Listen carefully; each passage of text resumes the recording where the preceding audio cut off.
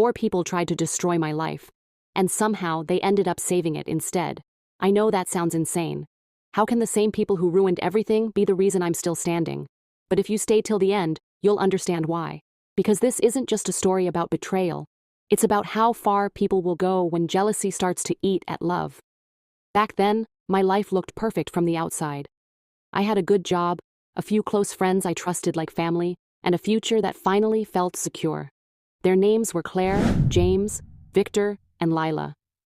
We weren't just co-workers, we were a team. Late nights, coffee runs, birthdays, and those after-hours talks that made work feel like home. We shared everything: laughter, secrets, dreams. I thought we were unbreakable. I used to believe betrayal was loud, screaming, slamming doors, broken trust out in the open. But I was wrong. Betrayal is quiet. It whispers through jokes, smiles too wide, and congratulations that sound almost rehearsed. The first sign came the day I got promoted. Everyone clapped, but the air felt wrong. It was like applause at a funeral, polite but empty. That night, my phone buzzed. A message from Claire. "Proud of you. You really pulled it off." I stared at that emoji for a long time, and for some reason, it didn't feel like support. It felt like warning. Over the next few weeks, I started noticing things that didn't add up. The group chat that used to ping all night went quiet. Lunch plans suddenly happened without me. And every time I walked into a room, conversation stopped mid-sentence. I told myself I was imagining it. That work stress was making me paranoid. But deep down, I could feel it. Something was changing. I didn't know it then, but I was already walking straight into the trap they'd been setting for months. Because sometimes, the people you'd take a bullet for are the same ones quietly loading the gun behind your back. The morning after the announcement, the office felt different.